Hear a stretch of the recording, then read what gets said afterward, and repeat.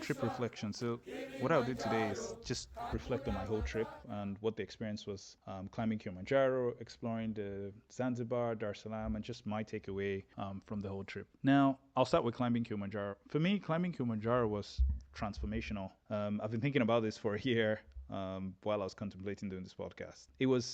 I felt like it was a different me who went there and came back. And just that experience of preparing for something for months, working out, going to altitude training, learning about it as much as possible, and then finally doing it. Hiking, camping for 7 nights, making new friends, sharing new stories, the challenge on the final day of climbing, final summit, like getting sick on the final summit, deciding not to quit and pushing through. At some point, it felt like a euphemism for life. Like that whole experience of overcoming challenges and eventually achieving a goal. And more importantly, discovering a new version of yourself. So self-discovery. Another thing just from the climb that was important for me was just that importance of protecting and exploring the environment. It was great to experience Kilimanjaro and to get to the top, but the knowledge throughout while doing it that I was doing it for the conservation of the Congo rainforest, something I knew was crucial to limit global warming in Africa and hence the world.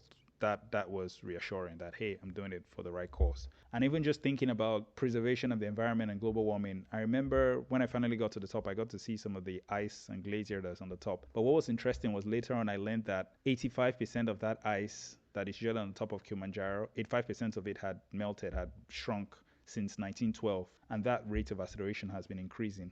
And it's estimated that by 2050, there'll be no more ice on the top of Kilimanjaro.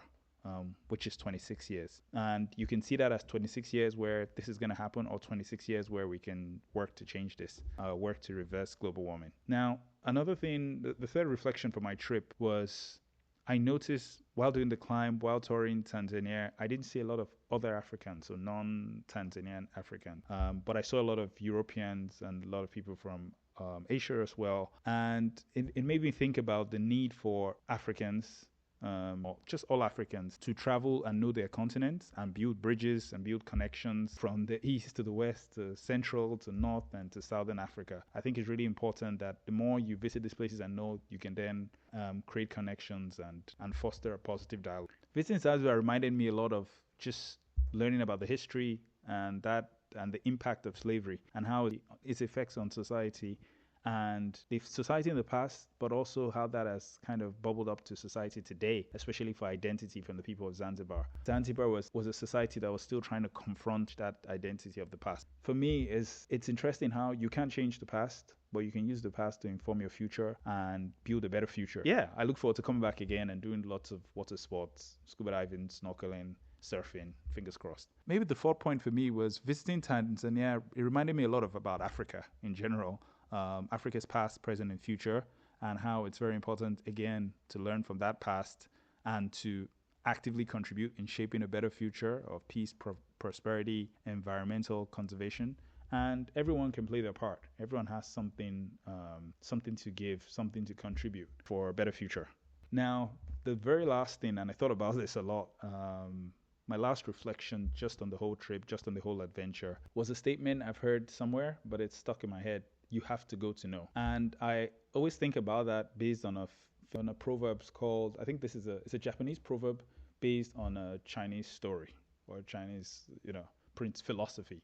And the proverb is called, "The frog in the well knows nothing of the sea." So the frog in the well knows nothing of the sea.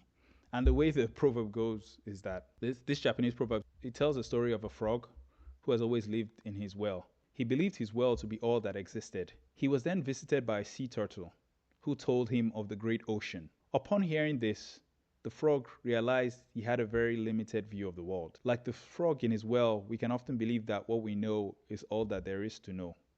Realizing that our knowledge and world experiences are limited, we can set out on new adventures to know, new places to experience the food, the culture, the language, the history, the people, and their aspirations. You have to go to know. You might just learn something about a place, a people, and if you're lucky, yourself. Thank you for listening. Nero out. And with that, we come to the end of this podcast series about my journey to the top an experience of Kilimanjaro, Tanzania, and Zanzibar. Thank you very much. Bye.